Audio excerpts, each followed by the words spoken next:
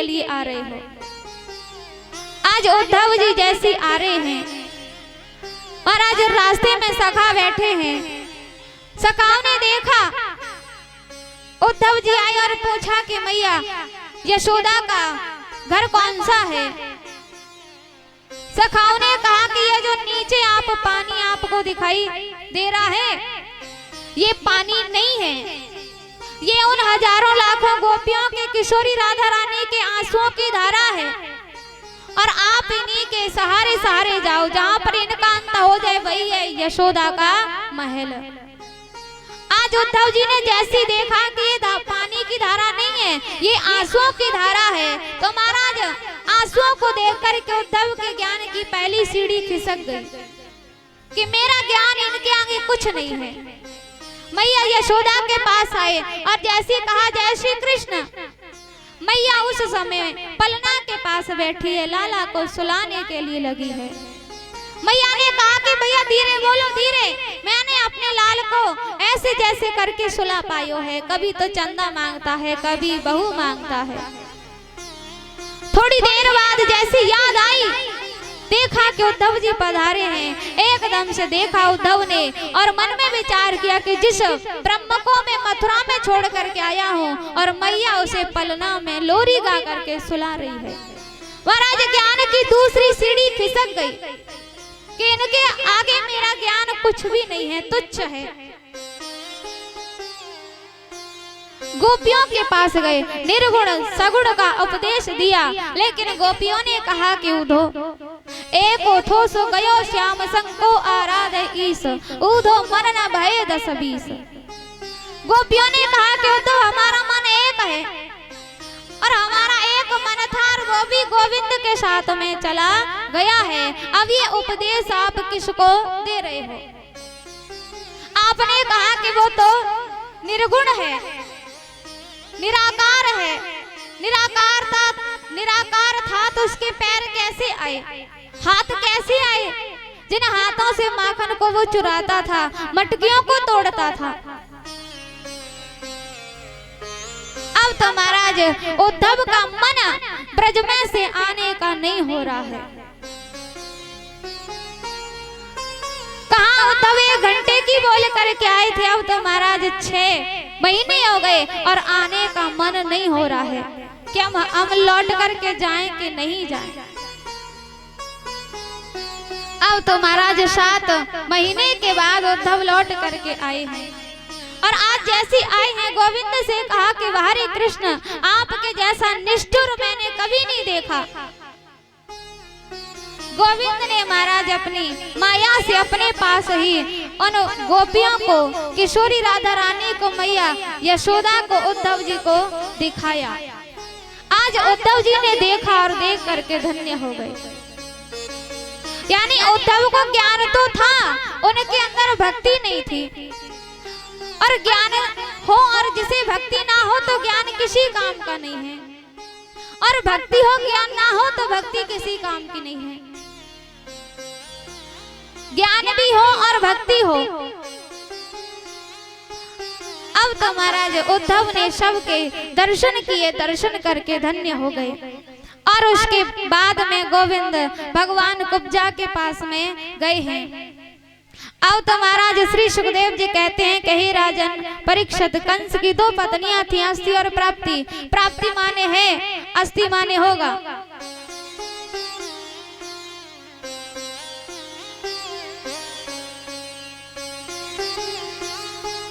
दो पत्नियां हैं। अब महाराज ये दोनों ही जरासंध की बेटी हैं। अब तो महाराज ये दोनों अपने पिताजी के पास में आ गए और आकर के शिकायत कर दी। अब तो महाराज जरासंध आया और आकर के मथुरा के ऊपर अक्षौहिणी सेना ले करके चढ़ाई कर दी। 1 बार की, 2 बार की, 3 बार की, महाराज 17वीं बार आया है तो कालवन नाम के दैत्य को लेकर के आया है। और उसका भी गोविंद ने धौलपुर में जाकर के गुफा के अंदर उद्धार कराया है मुचकुंद जी के द्वारा, यानी कि मानधाता के पुत्र मुचकुंद के द्वारा महाराज उसका कल्याण कराया है। अब जब ये 18वीं बार महाराज अक्षौहिणी सेना लेकर के आ रहा है युद्ध करने के लिए, 11,000 विप्रों को पूजा पर बिठाया। इसने कहा कि यदि अब की बार में उद्धव यानी कन्हैया से हारा तो फिर 11,000 विप्रों को एक साथ सूली पर चढ़ा दूंगा, और अब की बार जीता तो इनको इतना धन दूंगा कि जिंदगी में कभी दूसरे के द्वार पर जाने की आवश्यकता नहीं होगी। अब तो महाराज 11,000 विप्र हैं और बैठे हैं, लगन एक है कि प्रभु अब की बार जीतना मत, हार जाना हार जाना। अब महाराज जरासंध अक्षौहिणी सेना लेकर के आया युद्ध करने। अब महाराज गोविंद भगवान युद्ध भूमि को छोड़ करके ही भाग गए, पलायन कर दिया। भगवान ने कहा कि ये संसार वैसे भी कहता है चीर चोर माखन चोर, एक और नाम पड़ जाएगा तो कौन सी बुरी बात है, रण छोड़। युद्ध को छोड़ करके भाग गए और जाके एक पर्वत के ऊपर चढ़ गए, और पर्वत के ऊपर चढ़ गए। जरासंध ने चारों ओर से आग लगा दी। अब तो महाराज पर्वत के किनारे आकर के गोविंद भगवान ने समुद्र में छलांग मार दी, और किनारे पर आकर के महाराज विश्वकर्मा याद किया, और जैसे विश्वकर्मा आया तो महाराज द्वारकापुरी का निर्माण हुआ। अब जो बलदाऊ जी हैं उनका विवाह हुआ रेवती की पुत्री रेवती जी के साथ में, लेकिन गोविंद का विवाह नहीं हुआ। भगवान ने कहा राजा हम और हमारा ही विवाह नहीं हुआ, हमारा भी विवाह होना चाहिए। अब महाराज श्री सुखदेव जी कहते हैं कि हे राजन परीक्षित, कुंदनपुर के राजा हैं भीष्मक, और उनके यानी 5 पुत्र, एक पुत्री है। सबसे बड़े पुत्र का नाम है रुक्मी और उनकी पुत्री का नाम है रुक्मणी। अब महाराज उनका विवाह उन्होंने तो अपने मन में विचार करके रखा है, करूंगी तो मैं गोविंद को अन्यथा कुंवारी ही रहूंगी। लेकिन महाराज रुक्मी ने अपने साले शिशुपाल के साथ में बहन का विवाह पक्का यानी कर दिया है। अब तो महाराज उनका स्वयंवर होना है, लेकिन महाराज और वो नहीं चाहती कि मेरा विवाह भैया के साले शिशुपाल के साथ में हो। उन्होंने तो विचार किया था कि विवाह होगा तो मेरा भगवान के साथ में, अन्यथा मैं अपनी आत्महत्या कर सकती हूँ। अब तो महाराज उन्होंने एक गोविंद के लिए चिट्ठी लिखी है, और उस चिट्ठी में लिखा है कि माधव आप आइए। हमारे यहाँ की रीति है कि विवाह से पहले बेटी कात्यायनी माँ का पूजन करने के लिए जाती है। जब मैं कात्यायनी माँ का पूजन करने जाऊं तो वहीं पर आप आ जाना और मुझे आ करके रथ में बिठा करके अपने साथ ले जाना। अब तो महाराज एक ब्राह्मण के द्वारा गोविंद के पास में चिट्ठी गई है। गोविंद ने जैसी चिट्ठी पढ़ी, महाराज रथ में ब्राह्मण को बिठा करके आ रहे हैं, कात्यायनी माँ के मंदिर पे पहले से आ गए हैं। अब तो महाराज अब तो इधर में ये देवी जी कात्यायनी माँ का पूजन करने के लिए जा रही हैं। रुक्मणी कात्यायनी माँ का पूजन करने के लिए जा रही हैं। शिशुपाल आया है महाराज, बहुत बड़ी सेना लेकर के आया है, और जैसे पूजन करने आ रहे हैं अंदर गई और बैठ करके पूजन करने लगी, और बाहर गोविंद भगवान हैं। जितने भी सैनिक हैं सबने गोविंद को देखा। अब महाराज जितने भी सैनिक थे सब गोविंद भगवान की छवि को देखते ही रह गए।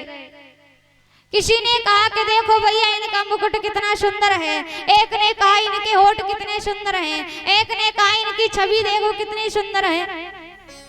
भगवान की सुंदरता का बखान करने में लगे रहे, और गोविंद भगवान आए, रुक्मणी को उठाया, रथ में बिठाया और ले गए। किसी ने कहा कि भैया देवी जी कहाँ हैं, बोले अंदर पूजन कर रही हैं। जाके देखा कोई नहीं। अब तो महाराज एकदम से हल्ला हुआ, ले गया ले गया ले गया। रुक्मी को शिशुपाल को पता चला, सब आए हैं महाराज भगवान से युद्ध करने के लिए। रुक्मी आया है, लेकिन महाराज भगवान ने रुक्मी को बांध करके रथ के पीछे ही बांध करके डाल दिया है। अब तो महाराज भीष्मक राजा आए हैं, वहीं पर आकर के अपने हाथों से अपनी पुत्री का कन्या दान किया है। और देखिए अभी आपके सामने झांकी आ रही है और सभी बड़े भाव से दर्शन करें। बीच में से थोड़ा जगह कर दो, बीच में से झांकी को ले आए रुक्मणी और